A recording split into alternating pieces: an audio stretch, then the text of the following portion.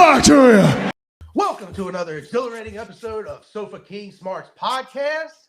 I am Chet Von Chetsky. I am joined alongside that dude Ben. How the hell are you, buddy?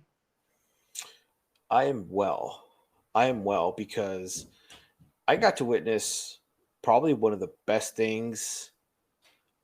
I don't know if you want to call it a segment, the promo, or just an instance that I've ever seen in wrestling in a long time or ever. And that was just the beginning of SmackDown. Oh, it was awesome. It was so good. It was so fucking good. And I've seen it about 3 times already. And each time that I've seen it, I got a little bit of different reaction from it. And it's just from different angles of it. A little more blood It's flow in the loins. Yeah, it's deeper than just I don't want to get too dramatic, but it's deeper than just like a wrestling promo.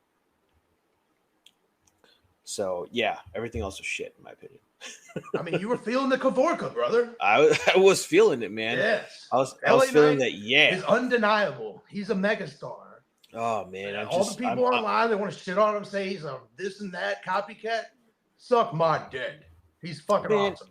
Everyone copies from everybody. Yes, the best shit. I mean, yes. Yeah. That's just how it is. It's like music. You're gonna have the same type of music sooner or later. You know, people reuse the same beats, some of the same lyrics, and they make masterpieces with the same thing. Anything that's art, it's always like that. It's always reused. Imitation is the most serious form of flattery. I believe is the old saying.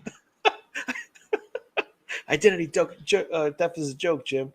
Millions of people suffer every year. I watched that show on repeat. Oh, you watch things? That's crazy. I watch things. Yeah. I watched some things. Oh, you watched wrestling and Dodgers. That was it. That's pretty much it. And I watched this shitty ass baseball game right now. Yeah, well, shit.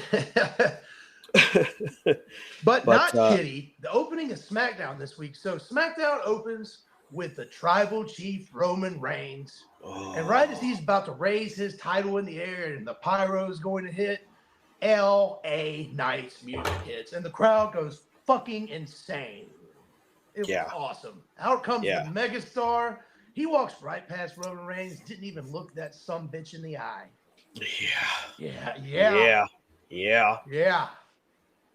And Paul Heyman, I mean, I love Paul Heyman's facials, dude. Yeah. He looked absolutely disgusted. And Reigns had a what the fuck look on his face.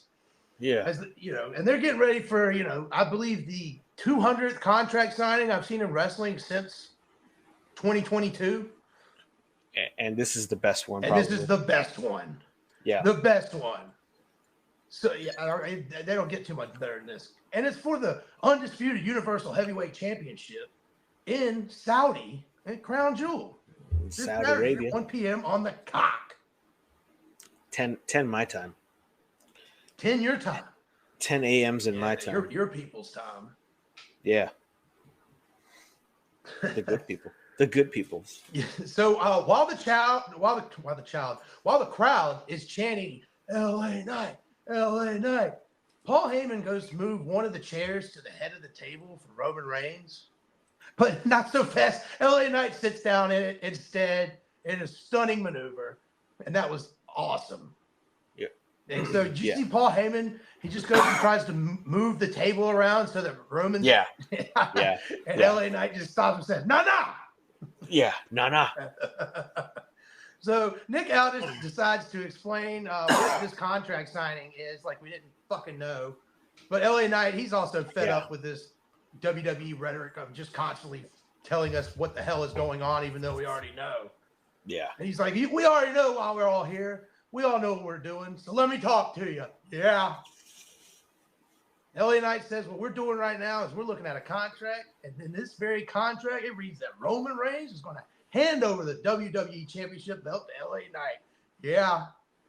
And I don't think that's going to happen, but it was fucking awesome when he said it. Nope. So he signs the contract, pushes it towards Roman, and he tells him, "Here you go, big boy. Have at it, chief." I don't know about you, but where I come from, when someone just throws chief at the end of a sentence on you, that basically means, hey, fuck you. Yeah, fuck you, little prick. Sarcastic motherfucker. Yeah. How about Sonny Junior? Junior. So Roman comes back with just maybe one of the greatest cut downs of all time. Just, hey, idiot. The crowd starts going, boo. Yeah. And then he follows it up with a great line. No, I'm not talking to you, Milwaukee. That was good. So he followed up with a crap-ass line with a winner. It was crazy. Yeah. He went from the shit house to the penthouse in 2 sentences. He asked LA Knight, have you even had a contract signing before? Have you even had a championship match before? And the answer to that is really no, unless you count the United. I think he fought for the United States Championship once. Yeah. Other than that, no. Nope. But the tribal chief, he lets him know that he's going to take it easy on LA Knight. Yeah, he's going to take it real nice on him for his first time. He's going to be real gentle with him. That made me kind of chuckle, just the way he was talking to him like that. It's so good. Yeah, I'm going to be so sweet with you. I'm going to take care of you. Yeah, don't you worry about a thing, sweetheart. Roman goes to get up, leave, but LA Knight says, as far as he's concerned, he's the head of the table, so acknowledge him. Yeah. He says after only 1 year, he's sitting at the head of the table now, and he's taking Roman's title. LA Knight says this may be the first time, but he only needs one time. Yeah.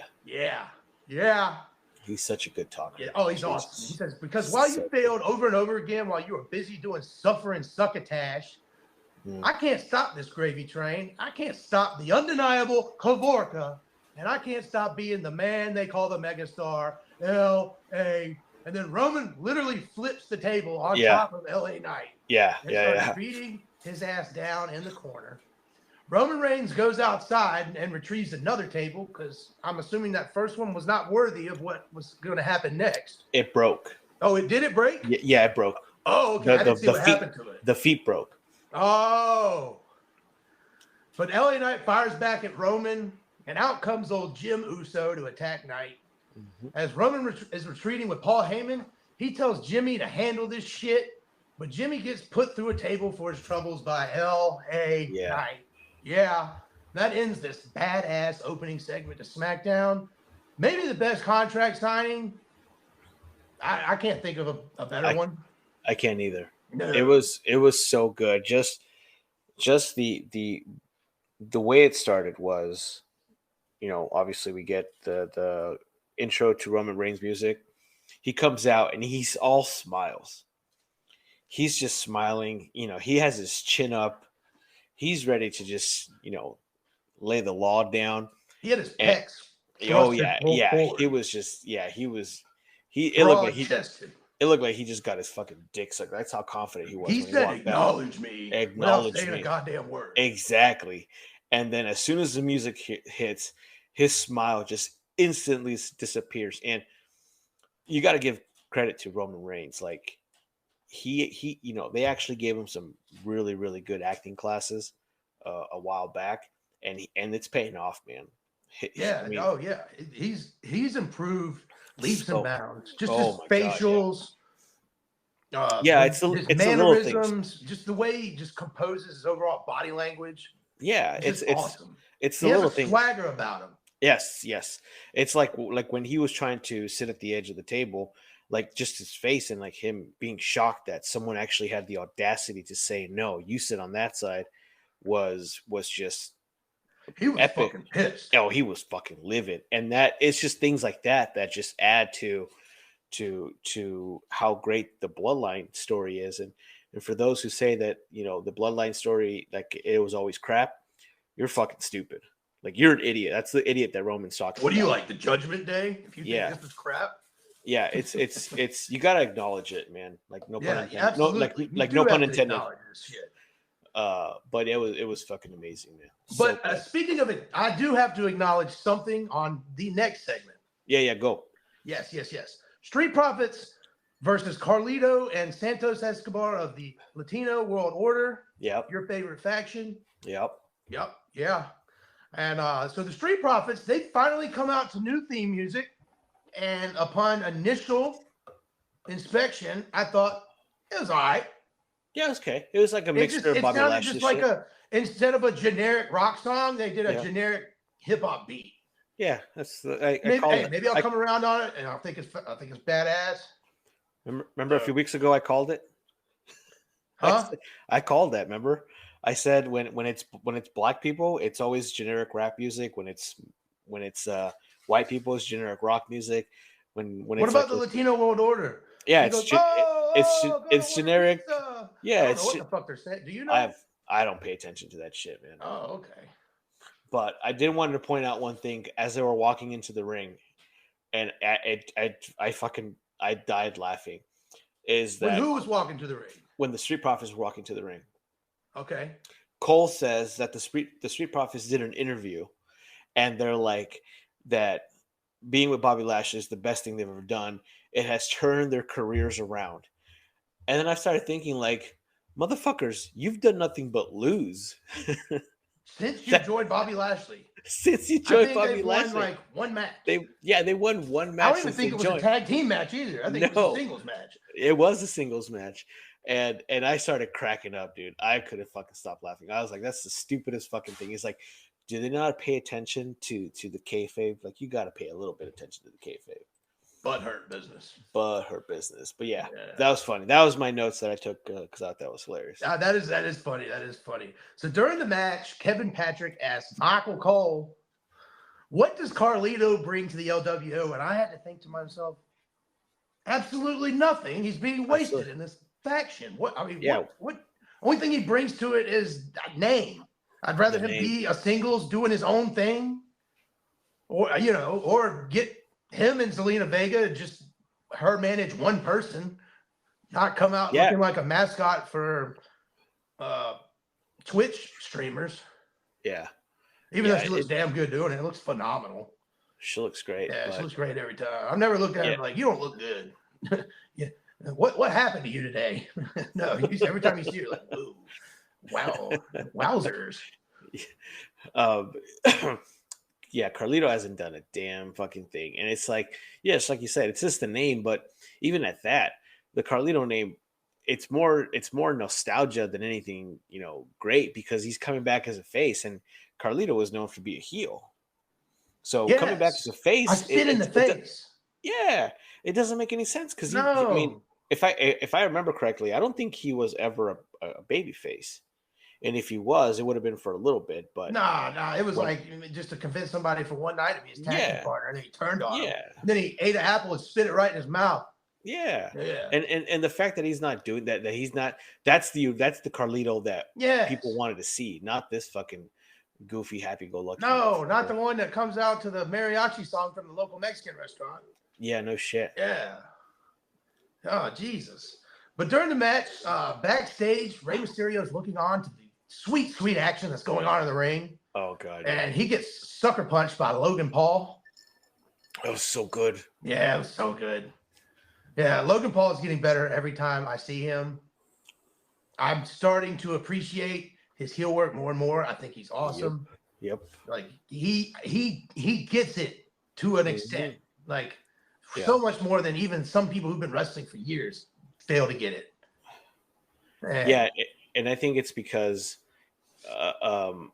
he's playing himself. Yes. And that goes a long way. And he's a douchebag. So he comes across as a great douchebag. Exactly. Or a shitty douchebag, however you want to look at it. Yeah, no, and that's why it's working for him. That's why it's so easy for him to comprehend what's going on, because he's a natural, original douche.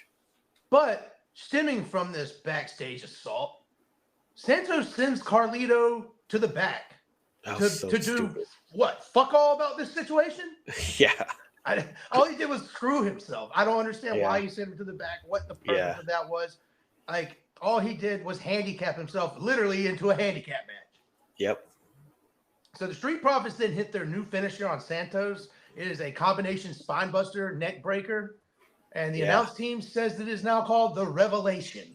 Yeah, it was pretty dope. Yeah, it was pretty dope. But it was pretty dope, but I don't think it's going to work because because it's a sit down power bomb, and then it's like a neck breaker, like you say. But then when they landed it, it looks like they landed on Dawkins's feet, so it doesn't look as clean as it should. And also Dawkins was too snug in, so he was like, Santos landed his neck hard on Dawkins, I meant Ford's shoulder. Yeah, on the neck breaker. So it didn't look like it felt too good. But it looks good, and but also, it wasn't clean. Ford went to go for the pin right afterwards, and he had to jump away because he wasn't even a legal man. So I don't know if they got to figure that out. Yeah. But I mean, the move looked cool. No, it looked great. I thought it was great. I don't want a heel team winning with frog splashes, even though they look spectacular. No, Ford's frog. I mean, if he has like a steel chair in his hand while he jumps off, that'd be cool. Yeah, it's like the equivalent of fucking like Seth Rollins using the Falcon Arrow. That's a babyface move. Yeah, absolutely. Yeah. No, I like it. All right.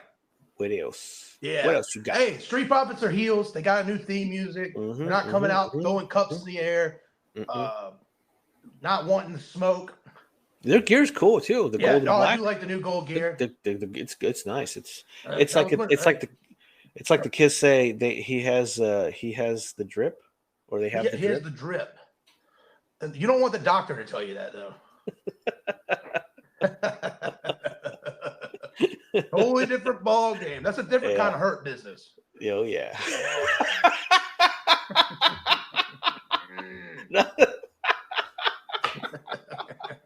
It's so stupid. Hey. I love it. Yes, sir. Always remember, folks, chlamydia is nothing to clap about. No, it is not. Oh man. All right. So next up, backstage in the back, the wise man Paul Heyman. He shows Roman Reigns this title belt, and Roman just looks at it and goes, "Ugh, what is that?" Heyman's holding a Green Bay Packers WWE replica title belt. Yeah. And he's going to give this title belt to LA Knight because it's the closest LA Knight or the Green Bay Packers will ever come to being champions. Mm-hmm. Which I thought to myself, Green Bay is one of the winningest franchises in NFL history, but I guess he means in the future. I think they've only won like three or four, right? Well, that's 3 or 4 more than most. Yeah. I mean, it's been 2010, so yeah. But for the record, when I was at the Ravens game, the Cardinals game this weekend, someone had a Ravens championship belt like this one. It is one of the coolest looking things ever, man. I don't care whose logo's on it. It is one of the coolest looking things in person. It's huge. Man. Yeah. I'm so glad you saw a cool Ravens belt. That's awesome, brother. That's why I said it, no matter what the team is. Oh, no matter what the team is. Oh, yes.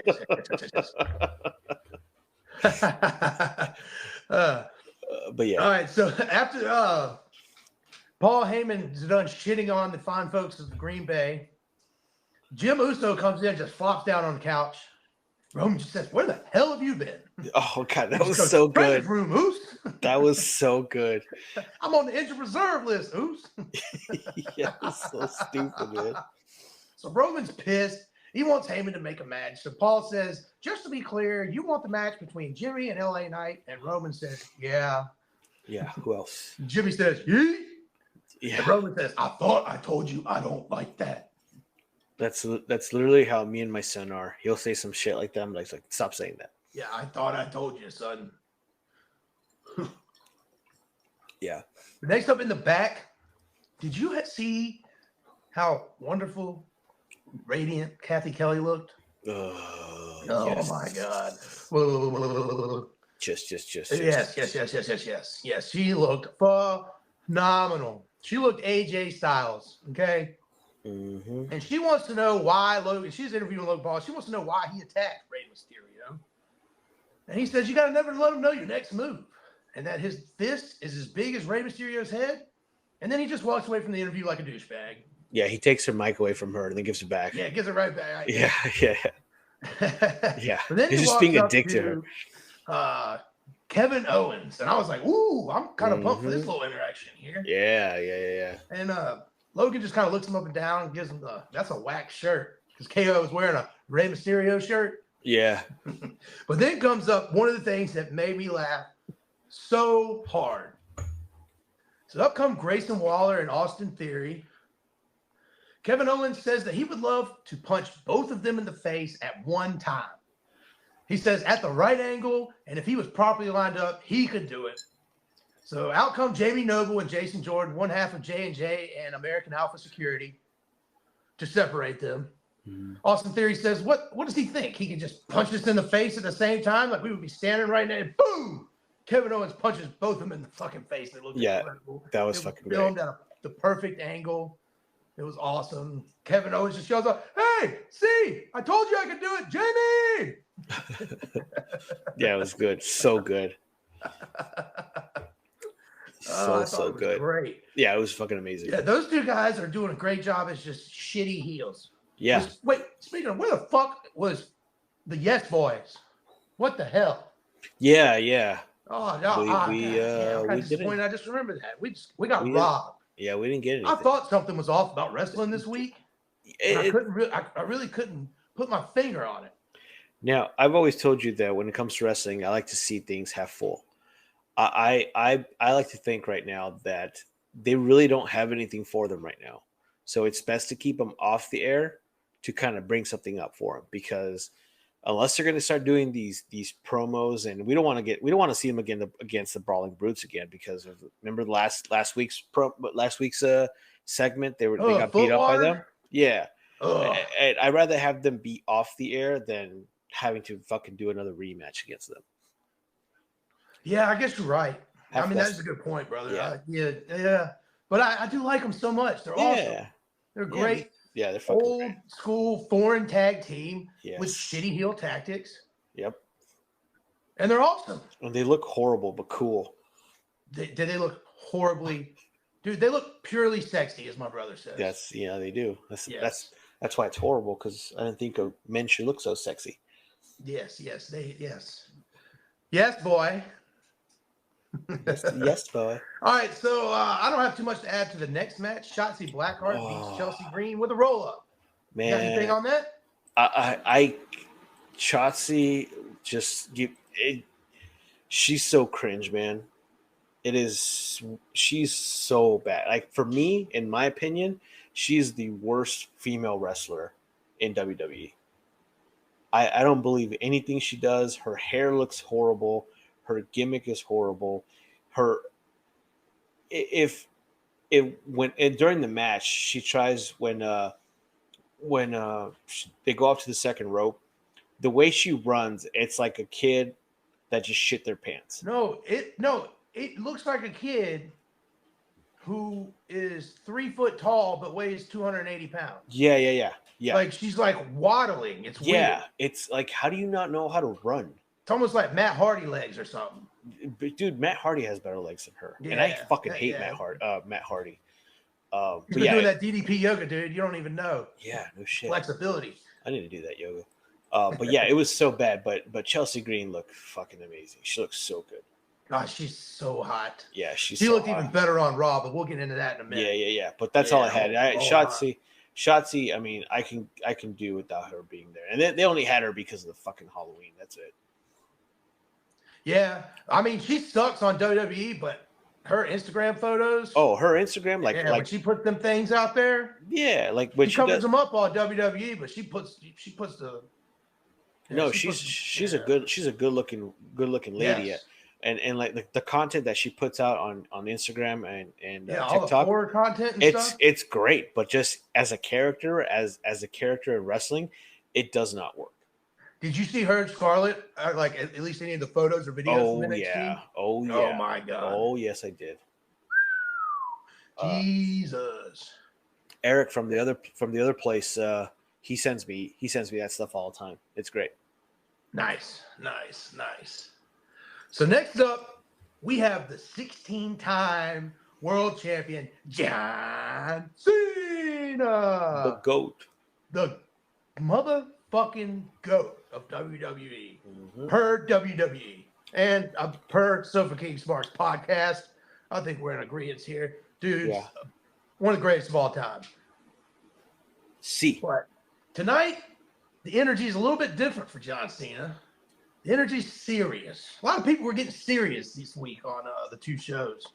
Yeah. Even though Monday's episode was more comical than serious, but he hasn't been this serious since 20 years ago when WWE wanted to fire him. That's the first I've heard about that story. But since then, every night for the next 20 years, Cena's wanted to give the crowd his heart and soul, like it or not. Cena thinks that he's close to losing the respect of the WWE Universe. I don't know what gives him that impression. Did he not hear the people when he comes out every week? Yeah. Does he not see the fact that they sell 4,000 more tickets after they announce them for every show? Plus, the guy's a national treasure for the WWE. So if he thinks that they're not going to respect him anymore, he's out of his mind. That's something he should have said when he was burying everybody. Yep. Not now. That's why, to me, it's like, you're just a goddamn hypocrite. Yeah, absolutely. But now there's only one thing that he has left to do. He's got to change the math, remember? Yeah. He's got to win at Crown Jewel. It's going to be must-see, and he must win. Then you hear, ladies and gentlemen. Oh, so good. Oh, I love it. I love it when you just hear it out of nowhere. Mm-hmm. It's so good. It's so good. Paul Heyman comes out here, and he's like, I'm out here with no hustle, out here with no loyalty to anything but the truth. I'm out here, I assure you, with nothing but respect. And I was like, God, this guy is so fucking awesome. Heyman says that all started in a boardroom when Heyman was running SmackDown, and Vince McMahon turned, looked him in the face, and said, who you got as your first-round draft pick from OVW, pal? Oh, yeah. That was so good. Heyman chose John Cena, obviously. Mm-hmm. And for 21 years, Cena has been a real-life superhero for WWE. Hell, Heyman says he raised his own kids to be more like Cena and less like himself. So good. I mean, that was a crazy line there. That's good shit. Yeah. Heyman. But then came SummerSlam 2021. I believe you were there. Things changed because Roman Reigns proved that John Cena is no longer the greatest of all time in the ring anymore. Mm-hmm. But as long as you can bring a microphone up to your mouth, John, you are the greatest of all time at communication in the WWE. Wouldn't you agree? Yeah, he's great. Yeah, he's up there. I mean, just the passion. I mean, he can take a dead show and turn that entire crowd up on its head in 2 sentences. Mm-hmm. And all he has to do is say, wow, what a great night it is. It's just the passion in his voice. Well, what a great audience. Yes. Heyman says, John, you could have had a future at just talking. You could have been doing this for a long time. Believe me, I've been doing this for 100 years, and I'm still on top. And I was like, yes, you are, dude. Yeah. Yes, you are. You're at the top of your game right now. Everything you do is awesome. It's gold. Yeah. And John, you could have been me until you pissed off the bloodline. And if Solo hits you with that spike, you will lose the greatest ability you have, the ability to speak / keep the peace. What makes you so dangerous will be taken away from you, and that's not a prediction. That's a spoiler. Solo attacks Cena from behind, planting Cena with a Uranagi and a Samoan spike to end the segment, laying Cena in waste. Yes. Awesome segment. Mm-hmm. Cena's phenomenal. Yep. Heyman's at the top of the game. Yep. He's so at the top of the game, he's pointing it out in his promos. Yep. While putting over John Cena like the greatest man that ever lived, which he is one of. It's just overall, just well done. John Cena can't do anything wrong, and I mean they need to start like maybe putting Paul Heyman in some of these shitty segments just to make them tolerable. Yeah. Even though I don't want that, but at least they wouldn't suck. Yeah, that's something to them. At that point, it becomes a Paul Heyman show, and then it gets stale real quick. Yeah, I guess you're right. I don't know. It was kind of cool when him and that was great. What's her name? Kayla Braxton had a little dealio in the back all the time. Yeah. I like that. That was a little side storyline. I don't know, weird tension they had. Thought it was cool. All right, so next up, there's someone we haven't seen in a long time. Cedric Alexander fights Dragon Lee. I didn't know Cedric was still WWE. I did not know either. The last time Cedric Alexander was relevant to me was when he was in the goddamn Hurt Business, when they were broken up for no reason. Yeah. Vince McMahon and his idiotic, stupid, racist brain power that he has right before WrestleMania 37, right before they're going to be back in front of a couple of people. He's like, this idea sucks. Mm-hmm. I was like, the best thing during the pandemic, you son of a bitch. Yeah. Oh yeah, by far. Jesus. But Dragon Lee beats Cedric Alexander with a running sliced bread that has some kind of Spanish name as its move, but I didn't catch it, and I don't know how to write down Spanish. I don't even know what it's called. Next up, speaking of some caliente, a little Spanish, Bianca Belair. Hot. Oh, yeah. Yeah. Oh, yeah. Oh, yeah. She comes out. She had a little chit chat with old Nick Aldis, the new GM of SmackDown. And she now has a rematch at Crown Jewel against Io Sky for the WWE World Championship, Women's World Championship. And I thought to myself, they have 7 women fighting in Saudi Arabia. And that there might be, there might be a sign like, if 8 women are here, we riot. Like if they're here, we riot. Yeah. One of my things is probably shouldn't call that other match the Fatal 5-Way. Yes, absolutely. That's a terrible name.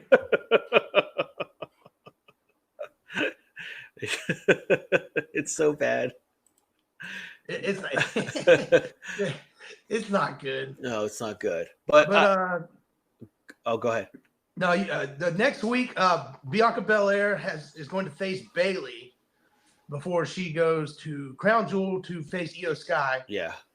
Which is actually, I believe, SmackDown. If it wasn't taped right after the other SmackDown for next Fridays, it was taped after Raw last night. I don't know how they did it. So that match has already happened. I actually have it here. It says it was taped on the 28th. So Saturday. So so they didn't even do it after the other SmackDown. I don't know. That's cool. They got a fresh, hot crowd. Usually when they have the tape SmackDown, this has to be wrong. Been there for already one SmackDown, and usually you see the same people for possibly the 4th time. Yeah, this has to be wrong. It doesn't feel that's right, because that's basically 5 hours of being in the same spot. Oh no, I mean I went to AEW where they filmed Collision right before they went to All Out. Yeah. And I was there for almost 5 hours. Yeah. And they actually did it smart. They filmed parts of Collision with a very full crowd right before Dynamite. Yeah. And then when they ended Dynamite, they opened Collision with the main event while the crowd was still there. It was an 8-man tag with CM Punk and a bunch of other people. It was CM Punk's second to last match in AEW. Yeah. Okay. So they sequenced it weird. So I showed up to the show and all of a sudden Jack Perry comes out and it says Collision on the screen. And it says All Out tomorrow, and it's Wednesday. And I'm like, what the fuck? All right. What the hell is going on? I'm looking at my watch. I'm like, it's only 7:40. If you were hammered or high, you would have been tripping balls. Yeah. Well, I thought I was tripping balls. Shit. Yeah. That was pretty cool. I mean, it's not good to watch a tape show. No. You don't want to be there for that long. If it's not something like WrestleMania or something like that, like just a standard Raw, it's hard to stay up for that long, especially when a lot of these people they got to be at work at like 8 in the morning. Yeah, 7 in the morning. Yeah, got to get up at 5:30 for them chillins, get them off to school. Next up, we have the main event of SmackDown: LA Knight, versus Jimmy Uso of the Bloodline. And during the match, the crowd starts chanting, "Jay is better." Yeah, it was good. Yeah, that was funny. Jimmy Uso hits LA Knight with an Uso splash for 2. So Jimmy goes up for another Uso splash, but LA Knight leapfrogs to the top rope, hits a huge superplex, comes down, blunt force trauma for the win. 1, 2, 3. LA Knight wins. As he goes to the top rope to celebrate, just like he did 2 weeks ago, as he comes down, Roman Reigns tries to sneak attack him again with a spear. But LA Knight, he's too smart. He ducks out of the way, delivers a blunt force trauma to the tribal chief as Michael Cole absolutely creams himself. Yeah. And SmackDown goes off the air. I mean, I creamed myself too. Yeah. I was extra creamy peanut butter. Yeah, dude. That's funny. No, it was a good ending. They're doing it right with LA Knight.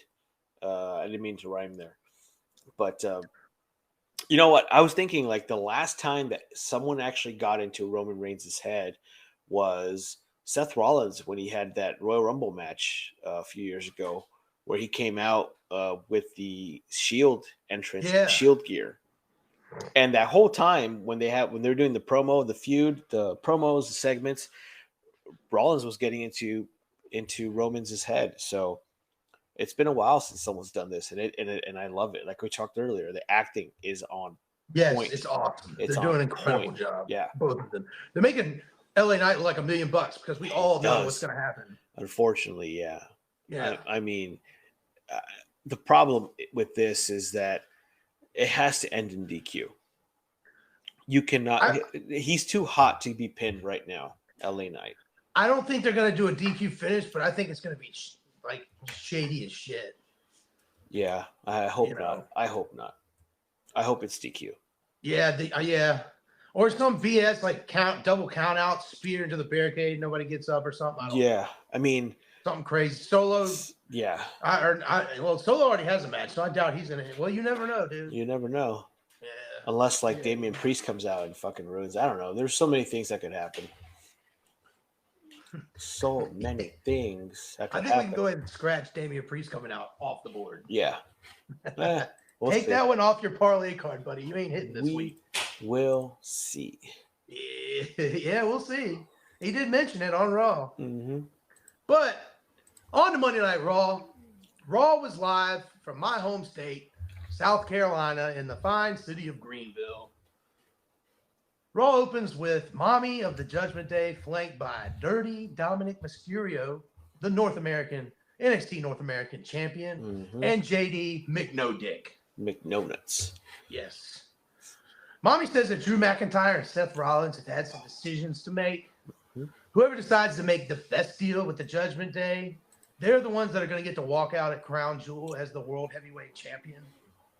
I'm not sure what that means when one of the members of Judgment Day has a Money in the Bank briefcase. Why would you make deals with that organization? Yeah. Yeah, like why would you do any correspondence whatsoever, even float the idea? Yeah. That storyline doesn't make sense for either of these guys to, do anything with them, conduct any business. Yeah, who the hell do they think they are? Christian Cage trying to conduct business? Yeah. Yeah. So Mommy moves on to her match at Crown Jewel, which is, as you pointed out earlier, a fatal five-way. A fatal five-way. Fatal five-way for the women's title, where the odds are stacked against her. I had to get out of that accent. I kept talking in it. It's contagious. It's another opportunity for Mommy to show each and every one of you who is the most dominant woman in the women's division, and the blood started flowing to my penis. She started screaming out, because Mommy is always on top. Yeah. Sami Zayn's music hits, and she just goes, God damn it. Yeah. And I don't know why, but I thought that was hot as fuck too. Oh yeah. Everything she does is fucking hot. God, you say the Lord's name in vain, I get an erection. Yep. Yeah. You say the Lord's name in vain, I got blood flowing to vein. Yeah. So Sami Zayn comes out to a huge ovation. Sami's sick and tired of hearing Rhea talk about how Judgment Day has all the power, all the championships, how they run Monday Night Raw. And we're kind of sick of Judgment Day. I am, at least, other than Mommy and Dominic. I'm really just sick of the whole shtick. Not me. I love it. You love it? I love it. Yeah, well, it's not for everybody. Only for the cool people, apparently. Yes.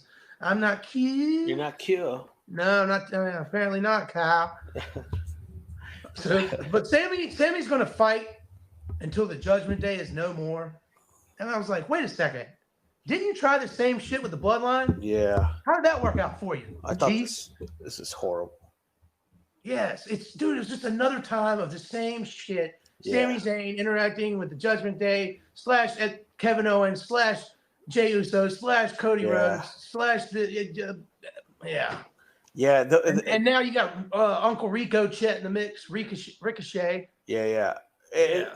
The thing that bothered me the most was, and I know people are gonna think I'm reaching, but the promo he was cutting it felt very like tyrant rebellion, kind of like the shit that's happening overseas right now. I know it's unfortunate, but I don't want to fucking hear that in my wrestling. Yeah. He was like keep politics. Like he kind of talked like he did during the pandemic when he was wearing a Fidel Castro get up. Yeah. And he needed to be liberated, and he was a liberator, Sami Zayn, and he was always being held down. Yeah. Someone was out to get him. Yeah. But I don't know. So once again, all three of them go to surround Sami. Ricochet comes out looking like the damn Pink Power Ranger. Yeah, it was bad. Yeah, for the save. I guess he was rocking it for the last titty cancer awareness. Is all I can think of. He was getting that last one in at the end of the month. Last day of the month, October. You gotta save the boobs. Yeah, you gotta save the boobies. Yeah. Yes. During the match, oh wait, where the fuck am I? Oh yeah. So during the match, sorry, I was thinking about boobies. During the match, you get your standard everyday, weekly. You already know what's gonna happen. Judgment Day shenanigans. Yep. Dominic rolls up Ricochet while holding his tights and getting a foot on the rope, so he double cheated. So that was kind of cool, I guess. Yeah, he needs it. It made, to me, I was like, oh, he double cheated. Yeah, that's the type of heel that Dom is. So give him that fucking shit. Yeah, absolutely. I mean, just the way Mommy just like tickles his chin. Oh God. Oh God. I can't. I can't do it. I can't watch that. You can't watch. Yeah, I guess not. I can't do it. I will fucking. You must have laundry day. You must be on your last pair of underwear. You can't cream your last pair of clean drawers. Well, socks. Yeah. You know. You got to use them big knee-high socks so you get real deep into it. The mold gym socks. Them old Kareem Abdul-Jabbar from back in the day. Yeah, with the red stripe. What do you jack off into, brother? Patrick Ewing sock. Biggest dick this side of Mississippi. That's so stupid. That's great. That's good shit. Yeah. Good shit. All right. So next up, we have a debuting Creed Brothers tag team from NXT versus Alpha Academy. I don't know how much NXT you watch, but what little I have over the past couple of years since they went to the 2.0 mode, they're awesome. They're both amateur wrestling background. They're badass tag team. And if you watch this match here, you saw why. Because during the match, Julius Creed, from his ass, sitting on the mat, deadlifts Chad Gable into a standing vertical suplex. It was so good. Then walks over to the corner, tags his partner in, hands him to Brutus while flexing, and then drops Gable. I was like, that was an incredible feat of strength. Yeah, it was great. Yes, that was badass. So later on in the match, Otis hits Brutus with the world's strongest slam, and Julius breaks it up with a goddamn shooting star press from the top rope. That's not all. Then Chad Gable moonsaults off the top rope onto all three of them. Fucking phenomenal. That was insane. Like I was literally like almost gonna jump off the couch onto my feet, and then I realized I was a little too heavy for that action when I was stretching. Yeah. At the end of the match, Julius puts Otis in the electric chair. Yeah. And Brutus jumps off the top rope and hits him with a cannonball-like maneuver. Yeah. And all I could think of when I saw it was I couldn't think of what video game it reminded me of. No, it reminded me of Super Mario World on the Super Nintendo. I don't know if you ever played that growing up, but when Mario would jump when he was big, he would do like a cannonball. Oh, like, yeah. Shape on the screen. Yeah. And that's what he looked like. Yeah. That was awesome. I'm not sure what that move's called, but it was pretty cool. Yeah, it was fucking dope. This was my match of the night. Yes, this was the match of both nights. Yeah. Yes, absolutely. By far the best match. These dudes put on a show. They were out there bumping like no other. Beginning of the match, Julius and Chad Gable were just chain wrestling like Benoit and Angle did back in the day for a little bit. Yeah, no, it did.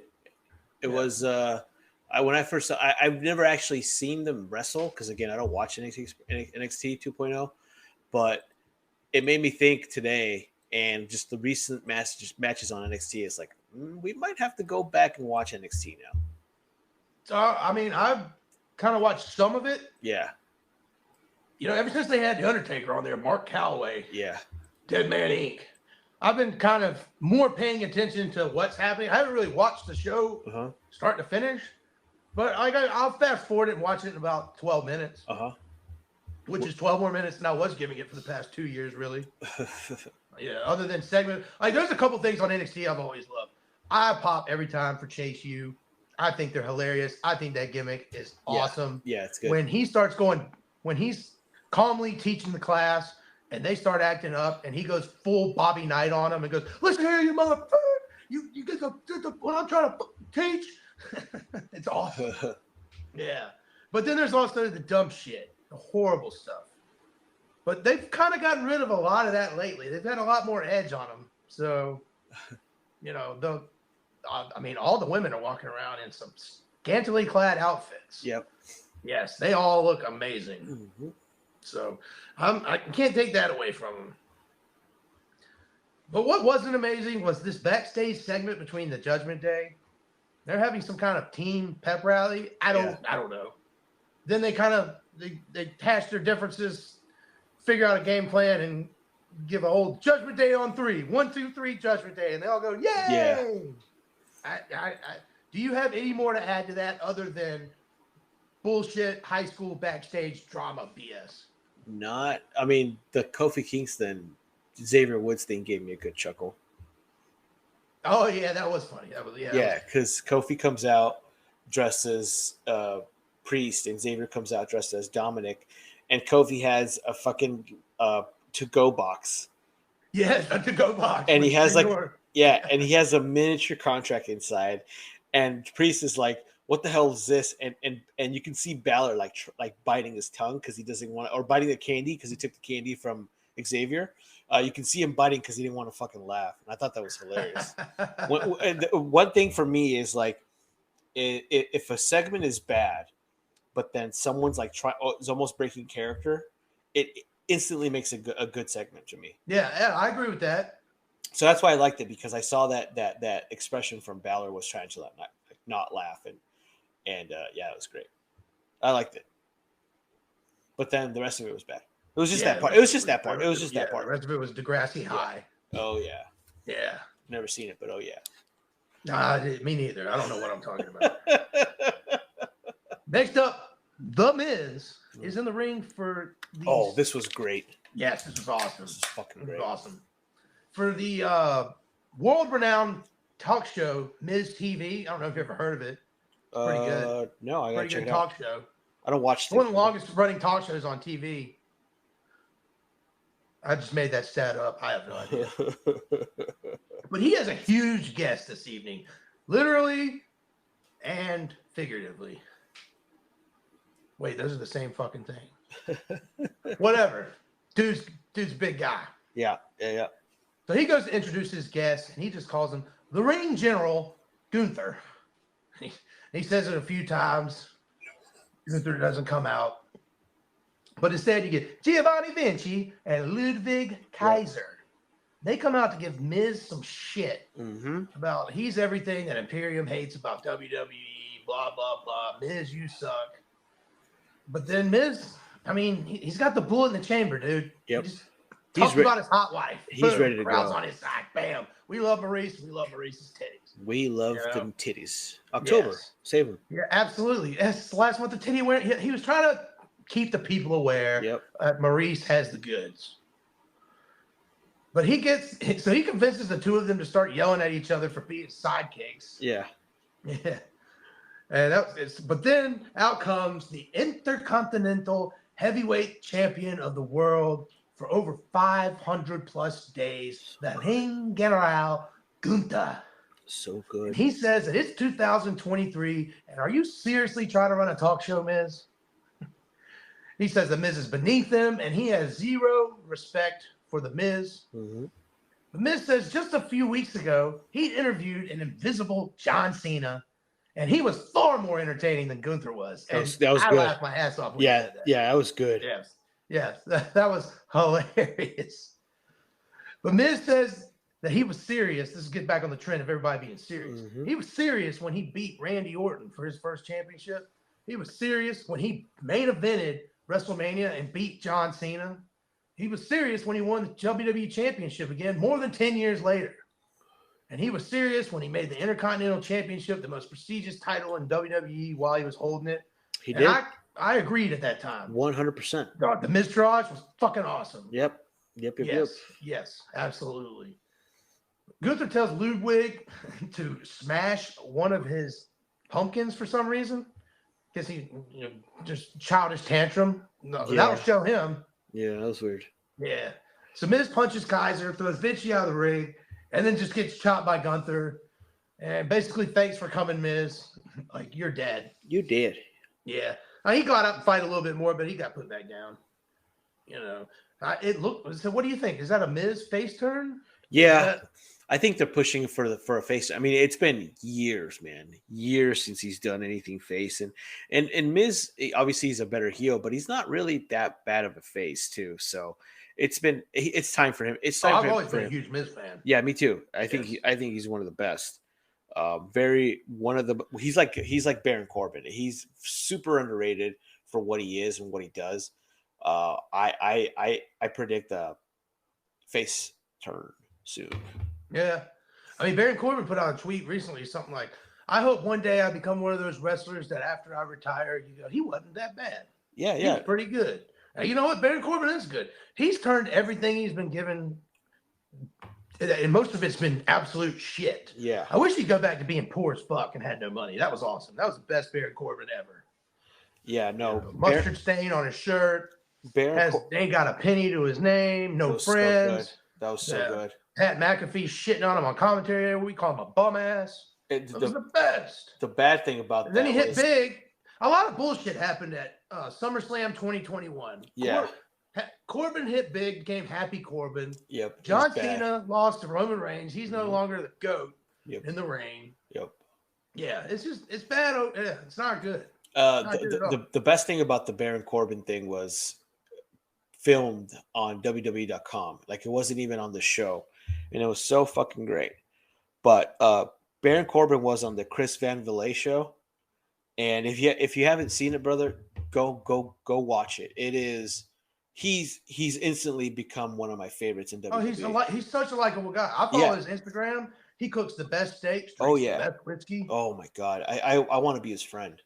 Yes, I want to be his friend too. But if you haven't watched that episode, go watch it. Give it a shot. I'll give it a shot. He talks about like everything that we just said and the whys. Whose show is he on again? Chris Van Vliet. You talking about? You had his name close. Whatever his fucking name is, I don't care what his name is. You know who I'm talking about. No, I don't know. Actually, now I don't know who you're talking about. Oh, okay. Well, I'll text you. He's the pretty guy. Triple V, is that his name? Oh, I don't know what his name is. I guess Chris. It says I'm Chris. Kidding, I'm making all this shit. Chris Van Vliet. How do you say his name? Chris Vanderlei. Never mind. I just made a Seinfeld reference. I know you don't have a damn clue about that. What the fuck is Seinfeld? What the fuck is a Seinfeld? What is a Seinfeld? You can't be asking questions like that in these times, dude. Yeah, no, I know. I know. All right. So next up, we got DIY. Yeah. And here's another instance of some new theme music, and I'm once again not too sure how to feel about it. It was fucking horrible. I even posted a tweet the other day from either Johnny or Tommaso. I can't remember who it was from. They were interviewing. Said that this theme music is going to be iconic and awesome. I think it was people Ciampa. are going to be chanting and talking. I couldn't think of any part of the song that would make people chant. No. Or how they could be engaged in it in any way. Like there's nothing about it where like it has a catchiness or a flow, like even like Seth Rollins' song where they just hum it or sing it or whatever. You know what I'm saying? So it sounded like a generic pop / rock song. And wait, time out. Remember what I said last week? What'd you say? I said the same exact thing. It's gonna be a generic pop rock song. I was right once again. Oh yeah, once again, I was right. I was right. But why would you put out that message and get people's expectations to the roof? It's just to get views, get ratings, get those eyes on there. I mean, we were excited. We were. I was excited when I read the message. Yeah, I was excited too. I was pumped. Yeah, me too. I was so pumped. I reposted it. I mean, it did what it was supposed to do. It was supposed to get us pumped and psyched, and it did it. And then we got disappointed, just like everything WWE. So, are we really that surprised? Well, no.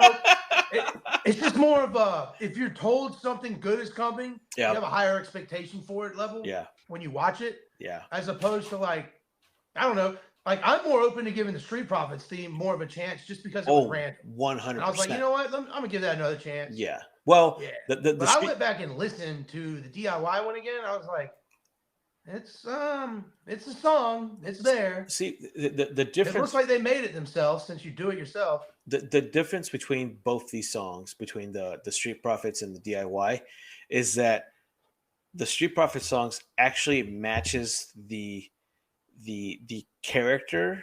Yeah, the vibe they're trying to get. The vibe, and Ciampa and Gargano. Just if you didn't watch NXT, you don't know who these fuckers are. You don't know what they are. You don't know what kind of characters there are. And it's just like two guys that are just meshed, and nothing makes sense about these two guys, because even the Titantron, it had Ciampa's logo, and then it had Gargano's logo, and it was just different, and it didn't mesh well. It just didn't. No, I mean they had matching attire, so that looked cool. That looked cool. I'll give them that. But when your song and your logo sucks, no one's gonna care about it, man. That sucks. Because I was so excited. You can only be missing so many things from the things you need to be a good wrestler. Yes. And they're not kicking two off right there. That's not good. Yep. But they had a short match with Imperium. DIY is meeting in the middle for the win on Vinci as Kaiser looks on and discuss. And I'm just like, I don't know if this is just filler for something for Imperium to do, but I do not want them to break them up. I don't know if they're dissension, but I mean, Gunther, yes, he on his own, he could be badass. But I love any badass heel that has two cronies. Yeah, you have to. Yeah. You have to. I think it's more of just the Miz trying to do what every babyface does with the faction, try to break them up and get the main person one-on-one. That's for always weeks, the story. Gunther's been telling Kaiser that Vinci's his problem, and if he screws up, you screw up. Yeah. I hope they don't break him up. I really don't. They shouldn't. Yeah. Next up, backstage, or in a backstage video, Shinsuke Nakamura cut one of his badass Japanese promos. Yes. Where he's in some back room and it's all red. I think Kane used to live there. I'm not too sure. But it's badass. Yeah. I'm not sure who he's talking about or what he wants them to show to him, but he is waiting. So all the marks online are like, see, that's CM Punk. He's talking about CM Punk. And I'm like, that'd be cool. When you think in your head, like, oh, CM Punk Shinsuke rivalry, that'd be kind of cool if that did happen in a world. But I don't see that being the reason that CM Punk would debut in WWE, just for him and Shinsuke to have something. I don't know. Yeah. That's just the marks online talking. I just think it was a promo where Triple H is just constantly fucking with people, giving out subtle hints at making people say things and overthink them to the point to where they have done work themselves into a shoot, brother, in their own brain. Then you got fuckers like us creating podcasts to try to break talking about it right now. I literally just talked about a fictional story some other Mark made up in his fucking head. We're fucking Marks. God damn. Yeah. That's us. Welcome to the show, guys. Yeah, welcome to the show, Sofa King Smarks. Next up, I don't know if you watched this match. It didn't last too long. Xia Li beats Candice LeRae. Yeah. By referee stoppage from head kick. I don't know what they're trying to accomplish here. Apparently, it did not look cool. Apparently, it was real. Whoever was going to win the match needed to win it definitively. This kick in the head, and then her pretending to have a concussion, standing up, falling down. It's just poor taste, in my opinion. It's not good. It doesn't make Xia Li look badass. I mean, Xia Li, she looks great doing what she's doing, but the character's stupid. But Xia Li was my boner of the week. Yeah, I love this woman. Nah, mine wasn't a little bit. I love her. I read. Mine was a woman cosplaying as a man. Okay. Oh, Jesus Christ, that's great. No, from what I read online, it's all contradicting. Either most of them say that it was real, that she actually did fucking kick her in the head, and she has a real concussion. They're playing on the thing that happened in NXT back from when I watched. Yeah, that's what other people were saying. It's like, no, they're just doing the same. Yeah, she legitimately did that to Mercedes Martinez in NXT, knocked her the fuck out. Yeah, but I think they did that with Mercedes too, because Mercedes actually got injured though for something else. Though I think that's how they wrote her off. Which I don't. This is stupid. Yeah, I think this does no one any favors whatsoever. Yeah, no, it's you're trying to make Xia Li come off as a badass, and she can be a badass, but keep it within the realm of wrestling reality. And I've seen Candice LeRae have good matches.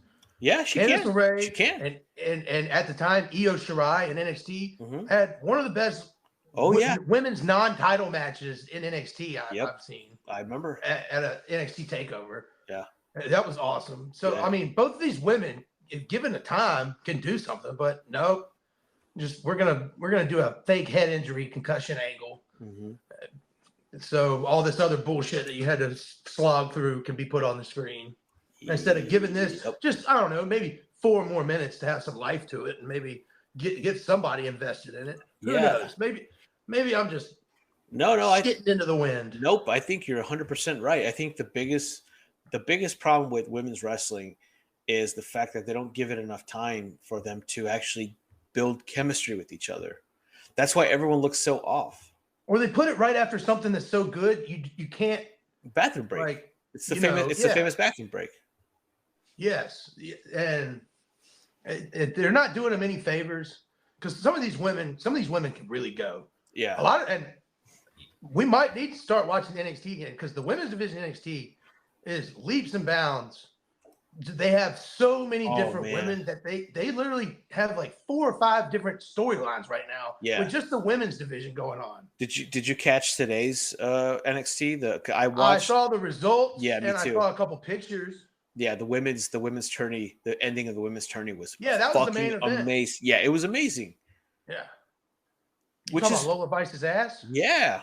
Yes, it is amazing. It's fucking great. That ass. They're building the women again, just like they did with the 4 horsewomen. The 4 horsewomen, where you have legit women wrestlers again, which is great. I love it. It's awesome. Hell yeah.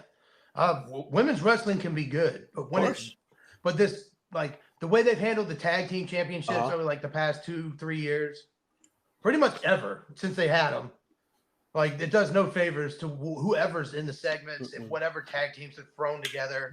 It's not good. So Triple H recently, like all the women are being showcased in some form or fashion in some way or another on the show. On NXT, Shawn Michaels is showcasing the hell out of them. Yep. And they're a bunch of hard-working, good-looking gals down there in NXT. Yes, they are. Yes. So the talent, the future is looking bright for women's wrestling in WWE. I agree. Absolutely. Next up, Drew McIntyre. This was a badass video package. Showed his journey from getting fired to winning the WWE Championship in front of no fans, to getting hosed by the Bloodline and debuting Solo Sikoa at Clash of the Castle. This video was so perfectly done. It hit all the notes. Mm-hmm. I can tell that Vince McMahon's not around because they're saying words like pandemic and national emergency and shit like stuff like that. Yeah. Like just talking about things that are actually happening in real world, as opposed to when all this was going down and they acted like nothing, everything was good. Everything was great. Nothing to see here. There's not a reason why there's only 14 fans on some plexiglass. Yeah. Yeah. But this video package was badass. It's setting up Drew McIntyre for a huge heel turn. Mm-hmm. Hopefully. But he says that Seth continues to break his back to retain his World Heavyweight Championship. But at Crown Jewel, he's willing to break Seth's back to take it from him. And I was like, yes. Even though I don't think he's walking out with that title, it's either going to be Seth Rollins or Damian Priest. But if it is Drew McIntyre, I'll be even more pumped. I just don't think that's what's going to happen. No, that's what I want to happen. There's no way. But if everything I wanted to happen in wrestling happened, it'd be the greatest show that's ever made. So, and they would never do that. They would never give the people something good. No, why would they? Who the fuck am I to think that would ever happen? There's no money in things that are good.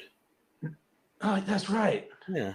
But did you know that Seth Rollins has a bad back? No, dude. He has been carrying this company on his back, apparently, too. Yeah, that's why it's bad. Yeah. Yeah. It's gotta be tough sled. I mean, he had his first singles match, and when they said this, I had to think about it. I was like, wow, yeah, he does just come out, have the fans sing a song, cut a promo, and then show up at the pay-per-view for a match. Yep. But he had his first singles match in 4 months on Raw. Yeah. That was crazy. And they mentioned it like 12 times. Wow, also, he is shitting. I guess he's showing up every week, but he's shitting on Roman Reigns for not even wrestling. Yeah. He ain't wrestling either. He is showing up every week, but it's just the same cookie cutter promo. Sing my song. I'm the best. See. Yeah, I'm the best. All right. Yeah. You remember when I was the Messiah? That's over. All right.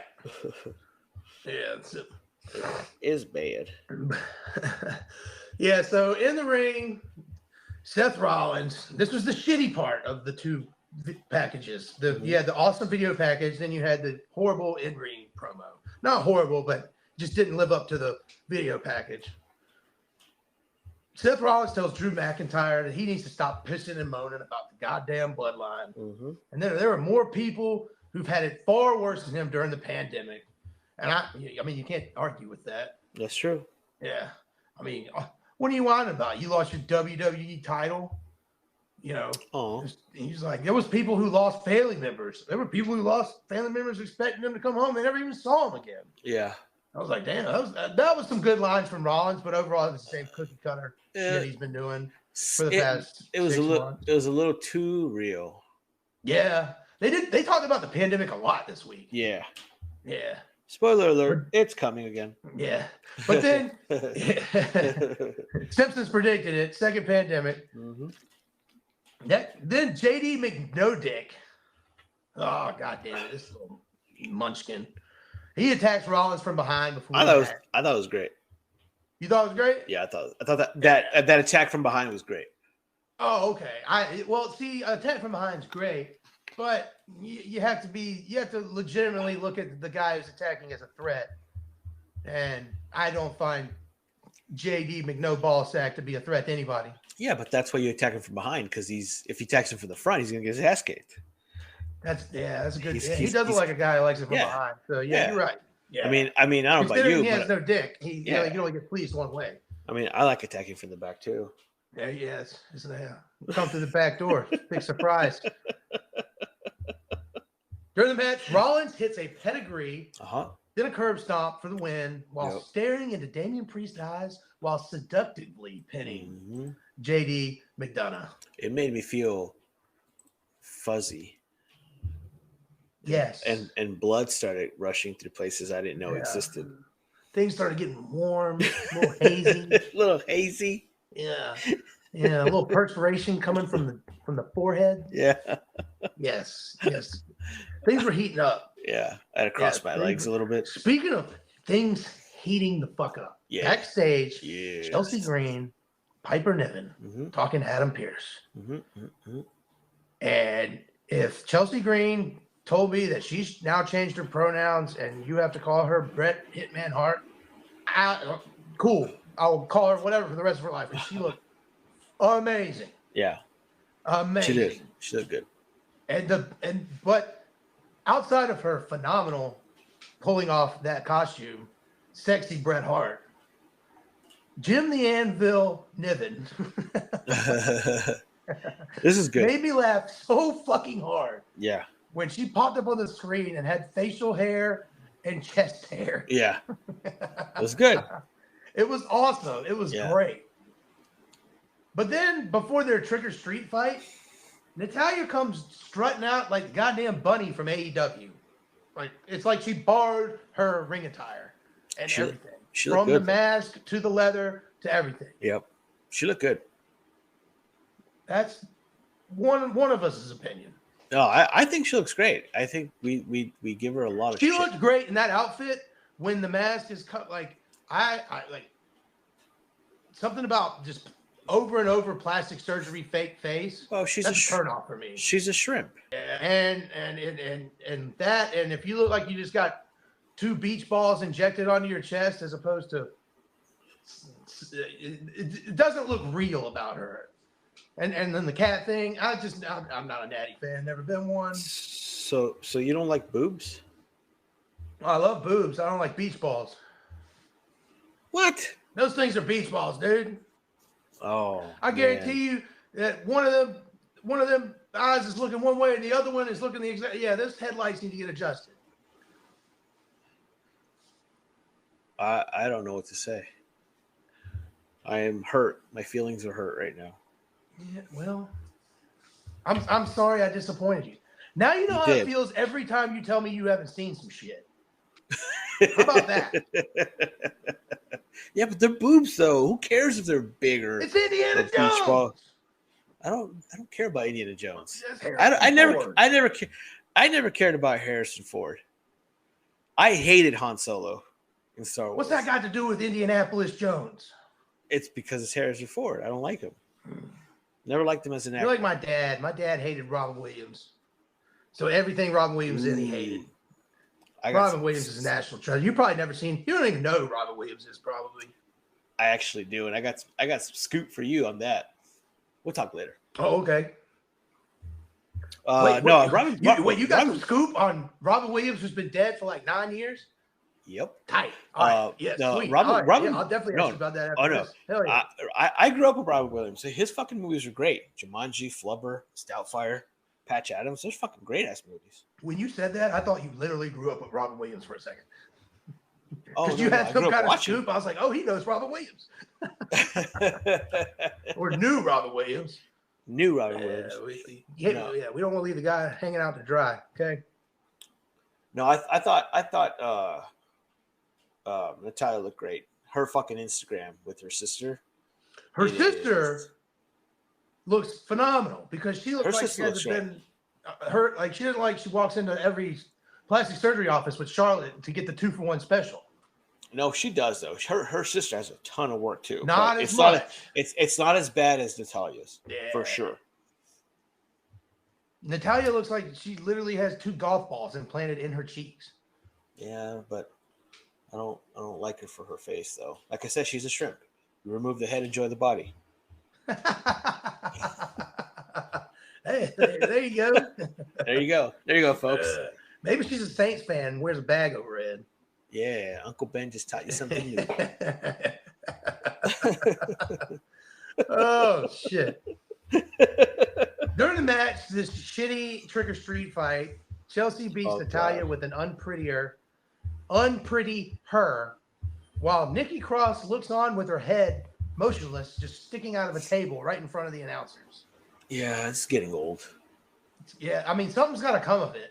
I don't know what, like, I mean, obviously it was just a one-off shtick for the, trick or street fight. Uh-huh. But her just blankly staring. Yeah. I like it when she was just nuts crazy. Yeah. Yeah. Yeah. The problem that I have with shit like this is that, yes, it looks cool. It looks like we're getting old Nikki Cross back, where she's the psycho with what was that stable she had with Sanity. NXT? Yeah, Sanity.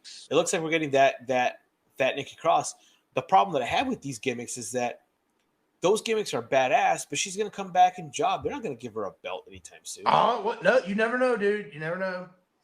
You think that Io or Rhea is going to fucking lose the belt anytime soon? No. They're not. Io is not. I wish Io goes for a long reign, but I don't see. Yeah, me too. Keeping that title too much longer. That's what I'm. Oh no, she's keeping it. But Rumble tops. I don't think she walks into WrestleMania with that title.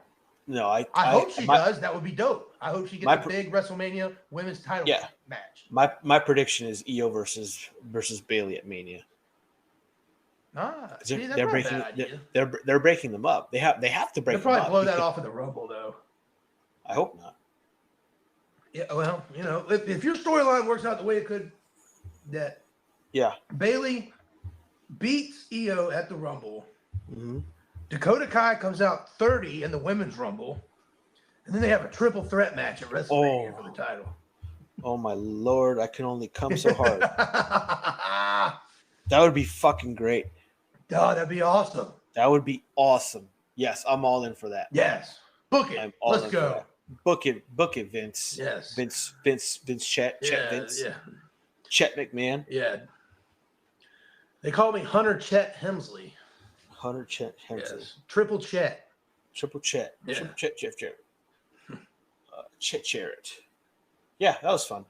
Okay, so I don't know if you realize this, the magnitude of the main event of Monday Night Raw. These two men have never laid hands on each other in the history of wrestling. Sami Zayn and Damian Priest. Oh, wait, never fucking mind. They fight or wrestle each other in some form or capacity every goddamn week. But it wasn't one-on-one. Oh, God. And you forget Ring of Honor. Yeah, I guess. During the match, Damian Priest hits the Reckoning on Sami Zayn, and Cole loses his freaking mind. Yeah. That's Cody's move. That looks just like Cody's move. That's what Cody does. Shut the fuck up, Michael. Shut up, you little fucker. If anything, when Damian Priest hit the Reckoning, it looked way smoother and better than a Crossroads. Yeah, 100%. Devastating as fuck. The Crossroads is a fucking horrible ass fucking finish. It almost looks like Cody just flips the guy over and so he lands on top of him. Yeah, like right in my face. I don't know. It's you take it or leave it with Cody Rhodes, the old cross-chodes. But that Reckoning looks smooth as hell. It looks great. My God, he hasn't used that move in 2 years. How he does it? Oh man. Shut up, Cole. In the main event, during the main event, Jey Uso comes out to back up Sami Zayn. He drops Dominic and Finn, gives him a thanks for coming.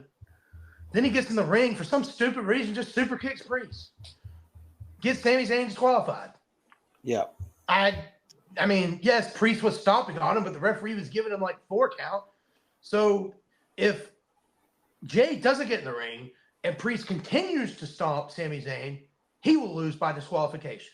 Mm-hmm. But instead, Jey jumps into the ring to break up the referee's 5 count to super kick Priest to get disqualified. It made no fucking sense. Nope. And then I think like Sammy's about to get up and be pissed at Jey, but he's like, "Oh, thanks, brother. I appreciate you." As they're about to get up, and Judgment Day starts stomping their ass down. Yep. Yeah, and then out comes the American roller chodester, Cody Rhodes. My father said. My father said. I hate that it starts with. My grandfather was a plumber. Wrestling has one family, whatever. It's like, dude, just fucking hit the music. Don't hit that fucking saying. Say that again. When his theme music, it always starts with wrestling has one family, whatever. Like I hate that. Wrestling only has more than one royal family. Yeah, just hit the music. Don't hit that. Oh, I part. thought they didn't do that. I thought they just hit the music. I could have swore I heard it, but I zone out, man. Because when I heard it, I go, "Oh wow, they didn't do the other thing." I thought, oh, okay. I could be wrong. Maybe we both heard it backwards because we didn't care either way. Well, I hate it so much that I thought I heard it, and I just wanted to hate something. Maybe that's the case. See, I don't hate it. I just think it's dumb to do if you do it on like a Yeah. run out situation. And that's what I mean. I hate it when it's a run out because they've done it in the past where wrestling has one more. They don't like you can't And do it's like- someone's full theme from the beginning unless Yeah. it's Stone Cold, The Rock, Kurt Yeah. Angle, Undertaker. That works. Not a that song works. that starts with some guy going wrestling has more than one. Yeah, royal and family. it's because it's iconic. It's something quick, something quick that happens. But that word, that phrase, it's just fucking garbage. Who cares? Yeah. Who So cares? Cody gets Priest up on the announce table, but JD McNoDick pulls Priest out of harm's way. Then Sammy delivers a devastating haluva kick to JD, where he sold it like $1 million. Yeah, he did. Then Cody gives old Dickless 2 crossroads on top of the announce table, which does not break, so it looked like it hurt both people. It looked great. It looked stiff as hell. Mm-hmm. Then Cody gets on the microphone. He basically tells Priest he's the bottom bitch of the Judgment Day, and his ass is grass at Crown Jewel, and he's the motherfucking law. That was the gist of his 3-minute promo because I don't even think he was supposed to even cut a promo. They were so No, it didn't look like it. Everything ended with the announce tables at 2:57 or 2 hours and 57 minutes. I was like, what the hell else is going to happen? And Cody, I was like, oh, here we go. Yeah, it didn't look natural. Yeah, I was like, how can I trim this bullshit promo down into one sentence? Oh, bottom bitch, Crown Jewel, do it. lawnmower, sweet, got it. Yep. That's it. That's Monday Night Raw, folks. Monday it was a slog, and I'm really glad I did not drive the 2.5 hours to go see that shit. Because WWE ain't giving out them buy one get ones like AEW is. Nope. No. Never will. But hey, awesome opening segment to SmackDown. Awesome ending to SmackDown. Yeah. Awesome John Cena segment. Chelsea Green, maybe the hottest Bret Hart has ever looked in his entire life. Yeah. Yeah. I mean, you were probably wanting to drop your anvil in Jim's Neidhart, weren't you? Oh, I would. I love Piper Niven. She's hot. I think she's hot. Yeah, she's probably a good temperature for that big of a girl. Yeah. No, for what she, for a big girl, I think she's very pretty. She's attractive. Better than Nia Jax. Man, that's close. You think so? I don't know. Nia Jax's voice is annoying as fuck. I'd rather listen to a British or whatever she is. That's what I'm saying. I say Piper Niven's better than Nia Jax. Yeah, you told me that quickly. It didn't take much. Yeah. Yeah. You could have Venmo'd me a ham sandwich. I'd agree with you.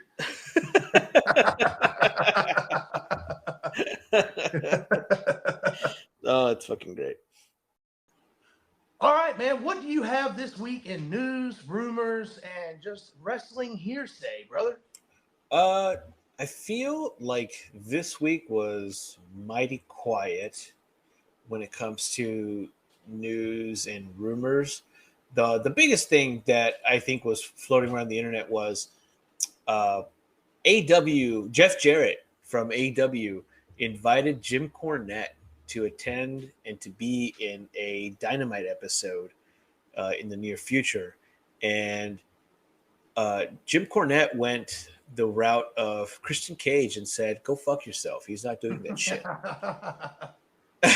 Which I think that was fucking funny. Yeah. I think personally, I think that's a bad move, just because if you're Jim Cornette, can you imagine the ammo that being at Dynamite would give your podcast? He already has enough just watching it. Yeah, I know, but he would have even more. Oh, if he got to see any inkling of any bullshit backstage. Yeah. Yeah.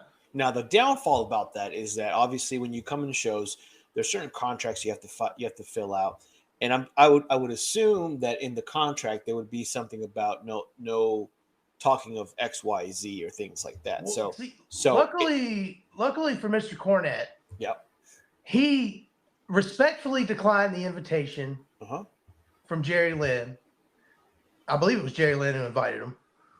And he said, no, thanks. He said, I'm sorry, but I don't have a friend to take with me to take up the 2-for-1 ticket offer that you have right now. But thank you so much for the offer. Yeah. AKA go fuck yourself. Yeah, go fuck yourself. Yes. Yeah. Some other small rumors. Brock Lesnar, I can't remember the source because I'm trying to find it, but I don't remember the source. But I did see that Brock Lesnar was talking to someone on the show, and he mentioned that his goal would be to have Gunther be the one who would retire him. Really? Because that's what everyone's been saying for a long time would be the person to retire him. So he's down for that? Yeah, he's down for that, apparently. Oh, hell yeah. So I'm so here for that. Fuck, yeah, I mean, and he destroys him like he destroyed Cena at SummerSlam. Yeah, that would be 2000. Awesome. Was it 2014? 2016 it was. No, 2014 it was. Yeah. 2014. Yeah. So I'm all for it. Kevin Nash on his podcast revealed some interesting things about Scott Hall and his WrestleMania match that he was supposed to have with Goldust. And in his podcast, he said that Scott Hall was very uncomfortable with the Goldust angle because of him unzipping his singlet, doing the mannerisms that Goldust does, and things like that. He wasn't down with that LGBT, huh? He wasn't down. He wasn't. The colors don't run down here. The rainbow colors don't run here, brother. So that's what I thought. But then because his son was the one who was telling Kevin Nash this. So Scott Hall's son Cody was telling him that the reason why he didn't want to do it was because he didn't want his son to grow up and be like, "Dad, what is that?" And he didn't want to have to explain to him of why they were doing some very flamboyant things on wrestling when his character as a machismo guy. Sugarcoat way to say it the other way. Oh, 100%. I mean, that's 100% saying that. But it's where Roddy, because Scott Hall he is going to WCW, and that's where they get Roddy Piper to fill in for that street fight. And that's exactly WrestleMania 12. Yeah, that's exactly what he says, and that was one of the reasons why he felt why he was leaving, because the stories just wasn't the direction that Scott Hall wanted to do. That was cool. I thought that was pretty funny because they're like, "Oh, my dad's not a homophobe." Really? Yeah. Really? Because if you have to go home and explain, he just didn't want to explain homo stuff to me. Yeah. And then it's like I'll explain homo stuff to my kid all the time, and that doesn't make me uncomfortable. He wasn't against the gays. He just didn't want to talk about them. He just didn't want to talk about it, which is out of sight, out of mind. Out of my ass. The next thing I have, WWE announced the next 27 live events for 2024. Nothing really out of the ordinary. Everything's it seems like everything's on the West Coast at the beginning of 2024, which is something that they've been doing this for the last few years now, is the beginning of the year is having things on the West Coast. And it all stemmed from the snowstorm that they had back in 2017, I believe. Yeah. I remember that. When they had the snowstorm, and they showed the Royal Rumble, or was it? That's right. They did show the entire Royal Rumble. Or was it 2020 when Edge came back? I think it was 2020 because it was 2020. No, it was 2020. They showed the entire Royal Rumble because of the pandemic. Well, there was one where they showed the entire Royal Rumble because of the snowstorm. I think that year was 2018 because I think they showed the entire Seth Rollins Rumble. I think. No, Seth Rollins was here in Phoenix. That wasn't 2018. That was 2019. I don't remember.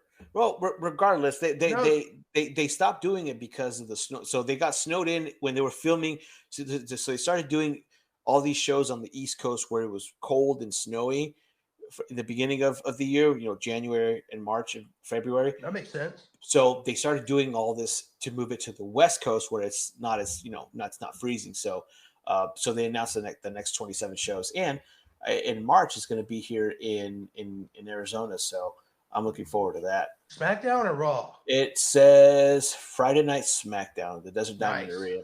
Good. And I'm looking at here, it doesn't show anything in the South. So I don't see anything for you, brother. No. Oh, there's one in Charlotte, North Carolina, February 9th. Yeah, I either go to Charlotte, Greenville, or Atlanta. Okay. I'm pretty much, it's about 3.5 hours to Atlanta from here, 3 hours to Charlotte, 2.5 to Greenville. Yeah, so it looks and like every once in a while they will have a SmackDown or Raw in Columbia. Got it. So okay, so they do have one January 19th in Atlanta, Friday Night SmackDown, and then they have that other one in North Carolina. So yeah, it's another SmackDown too. North Carolina. Yeah, and then the last thing that I have was Marty Jannetty is at it again. Is he up to his old shenanigans? Yeah, he was interviewed by WrestlingNews.com, Steve Hall, about his wrestling career, and he was telling some stories about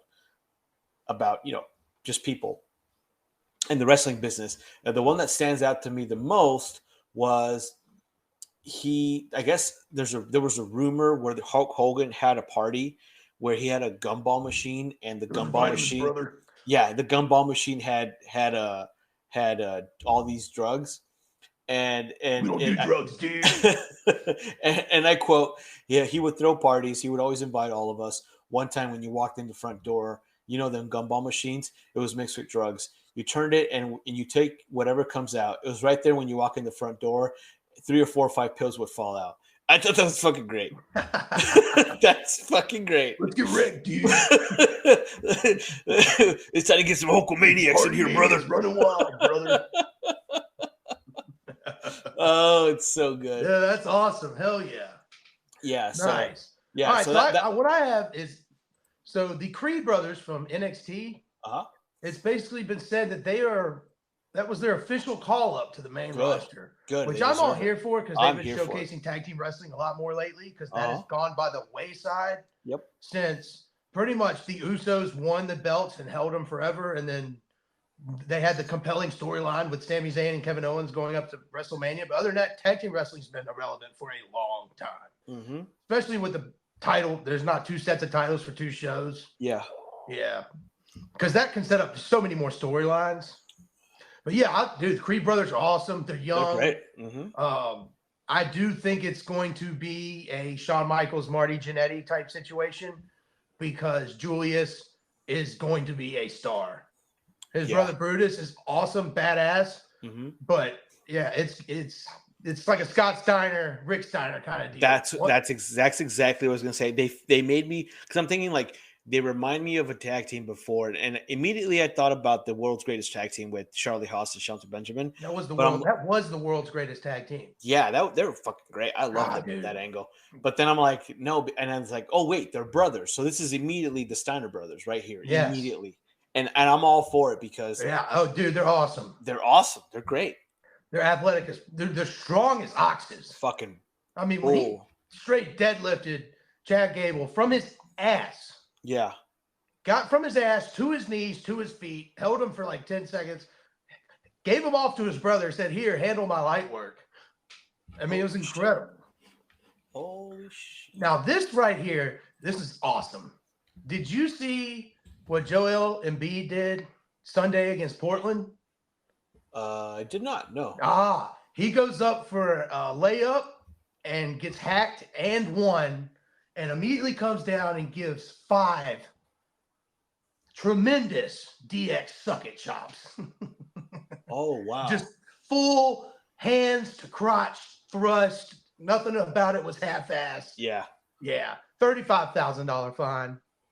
Oh, shit. Yes. He also has done this once before. He did it last year against the Brooklyn Nets. He got fined $25,000 for giving him DX. Both times, Triple H has messaged him. So this time, Triple H has given Joel Embiid an open invitation to WrestleMania 40 in Philadelphia. Oh, I did see that tweet, but I didn't know what it was. I don't know what's for doing the sucking job. Got it. Okay. I saw the tweet and I'm like, what is he talking about? But okay.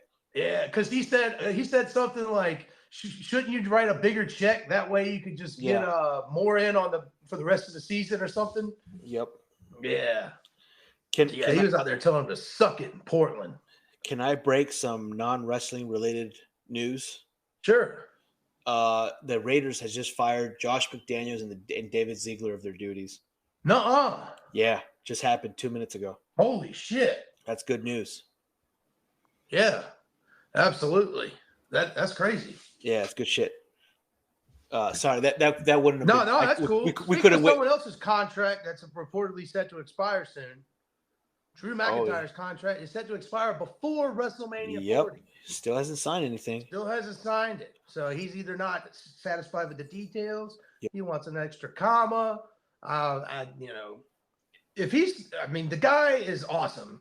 He's not going to, if he leaves, where's he going to go? New Japan? No. AEW? You see what happens when you go there. I could see him go back. I mean, when he got fired the first time from WWE, he went back to Europe, and he did great out there. So that's the only thing I could see happening, but there's no way WWE lets him walk. No, dude. You got to give the man what he wants. Exactly. Especially if this big-time heel turn's coming, and we get the Scottish Psychopath back. Dude, pay that man all the money. Oh, my God, the Scottish Psychopath. Give him every dollar you got. Not to mention, you just merged with the biggest media conglomerate in the goddamn world. Pay these people. Yeah, they deserve it. Giving Ronaldo $40 million is El what Bicho I've thrown out there just to show up at Crown Jewel. Yeah, but Ronaldo's worth it, though. $40 million for one appearance? Yeah. Yes, he is one of the most recognizable athletes on this planet. Is him showing up to a PLE on the cock? Yeah. You think that's going to generate WWE $40 extra million? It'll generate, close. It'll do something. Yeah. Remember? Look, we talked about it last week too. Look what the NFL is doing with Taylor Swift. They made millions of dollars with her being on there.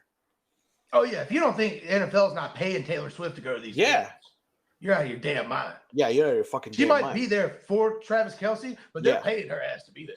Yeah, and Taylor Swift. You think she wants to sit next to that cut Brittany Mahomes all goddamn game? And do another fucker quarterback, patty cake, another fucking guy, Jackson Mahomes.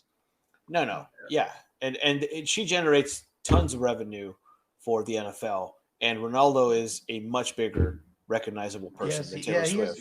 He's a handsome man. Just if you do the math, it does. I'm not going to say it's going to balance out, but it has the potential to actually balance out. Oh yeah, okay. We'll see. I just don't understand why. I don't think it's happening. Yes, they'll drop $40 million for Ronaldo, and even if they break even on that, they won't pay a few people, a couple $100 extra $1,000 over a few years. Now to keep them a little more happy and keep them away from your competition, and that will still generate you more money than the few 100,000, $500,000, $1 million per year, whatever it is you think you're trying to save. Now they're still going to generate more on that return than Ronaldo is on $40 million. Yeah. Now here's the other thing too: is that let's say, because this is how the Saudi princes work out there, is if Ronaldo's charging $40 million to show up, that doesn't mean that Endeavor or WWE is paying the $40 million out of their pocket. Dude, I didn't even think about that. Great point, brother. Because that's what they did when they brought Ronaldo to the Saudi Arabian League, is that the league paid it, and then the prince actually paid extra out of pocket to bring him over. So I could definitely see them doing that too, is to pay out of pocket as well. Yeah, and there's different ways they can do it. I'm excited. I would love to see El Bicho. I would like to see him too. Yeah. My argument was just spending a couple extra dollars on some of your good people. Yeah, it's going to net you just as good a return. But Ronaldo at Crown Jewel, that's going to be awesome. No, I'm on the Tyson Fury showed up. That was huge. I'm on the same boat. If WWE was to hand out that money themselves or Endeavor themselves, horrible fucking move. But if it's a bunch of people putting their eggs together in a basket, that's awesome. Yeah. But I agree. Pay your employees. Yeah, pay your employees. Give them health insurance too. Damn it. Well. But speaking of bad health and people needing health insurance, which because he works for AEW, I believe he does have health insurance. Tony Khan takes care of his people. You say he does. All the bullshit you want about Tony Khan and AEW and his cocaine-filled booking. The man takes care of his people. They don't 100%. Have to pay for travel. They don't have to pay for hotels. They get taken care of. They're treated like people. Yeah. But 100% unfortunately, agree. this past week, Bryan Danielson had an injury angle on Dynamite, and the entire internet world lost their freaking minds because they tried to blame it on the match and blame it on Okada, saying that he hurts everybody in all his matches. But in theory, Bryan wrestled that match on Dynamite with a broken orbital bone that happened 4 nights earlier on Collision against Andrade. So, and they did an injury angle at the end of the show with Orange Cassidy punching him, giving the orange punch to the face, and Danielson selling it like he died. Fucking X-ray from Mortal Kombat just shattered his face. I mean, that'd have been cool. That'd have made it badass. Yeah, it would have. Yeah.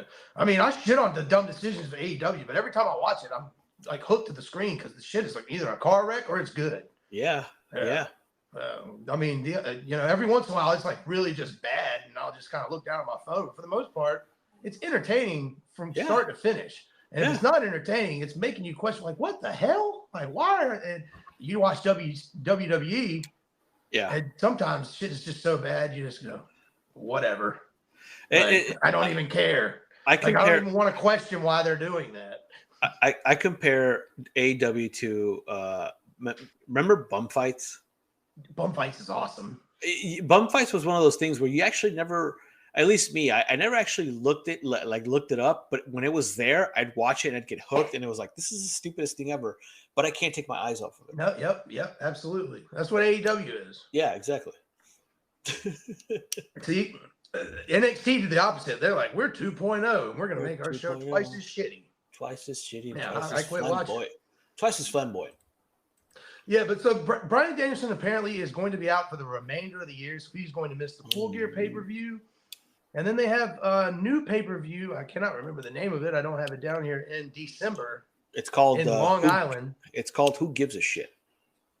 That was pretty actually close to, I think it's called At World's End. So it's basically who gives a shit, the world's over, we don't care. Yeah. Something along those lines. Nice. So, I mean, that'll be good because anytime they're in Long Island, the place goes nuts for MJF. Yeah. And it's awesome. It was badass when he was a heel too, and then they treat him like a baby face.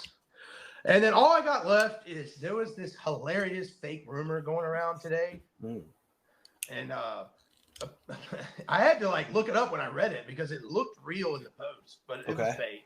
Okay.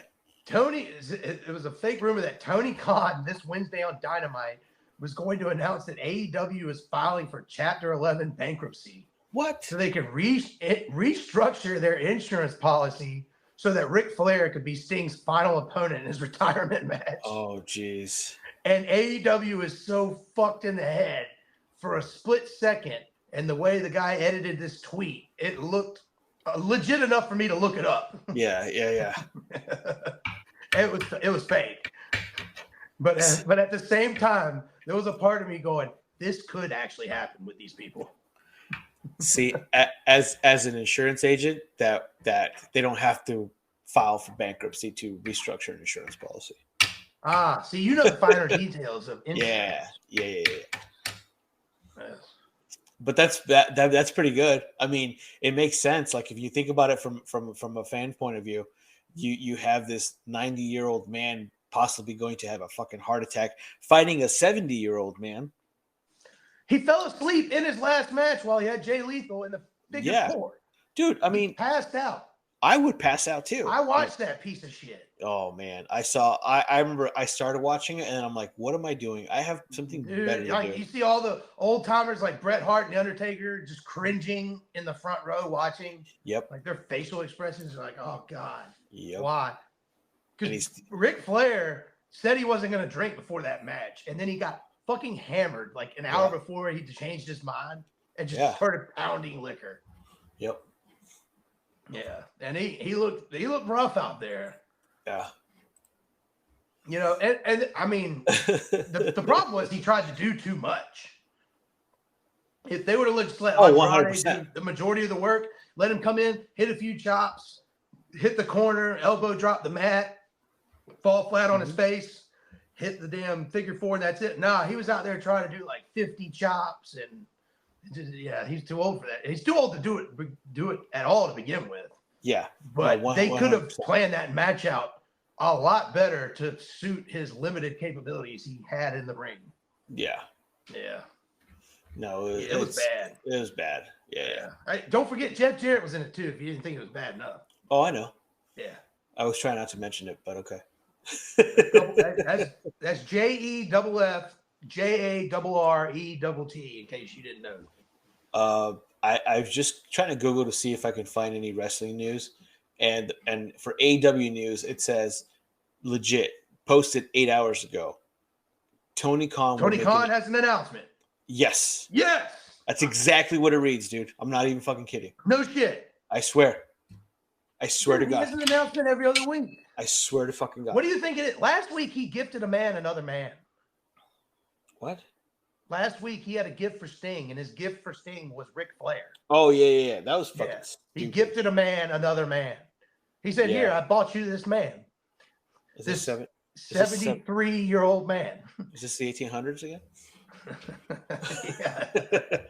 So what do you think the big announcement is this week? Because when I read or when you said that, I started thinking to myself, what if he's going to file Chapter 11 bankruptcy? That'd be fucking great. That would be fucking great. What if that is the big announcement, and this one Mark online who thought he was making a fake troll post actually was one of those, gets it just spot on the nose? That'd be hilarious. Yeah, I have fucking no idea. At this point, who cares? You can't be doing this every single fucking week. No, you can't have all these announcements. If you're trying to do it as a ratings ploy, that doesn't work. It's the boy who cried wolf all over again.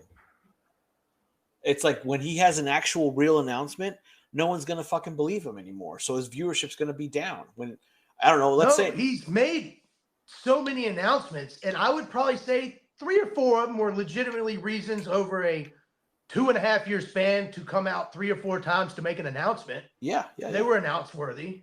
Sure. But outside of that, no. But he tweets about a major announcement at least 3 times a month. Yes, at least twice a month for sure. Yeah. He probably wants to do 5 announcements per month, but yeah. No, it's you can't do that. But oh well, it's his company. He can do whatever he wants. He tweet however he wants. Yeah. Chris Jericho said it best. He goes, "I work for a lot of billionaires. They're billionaires. You can't tell them what to do. They're going to do what they're going to do because they're billionaires." Exactly. But yeah, that's all I got for this week. If you got anything else, brother? I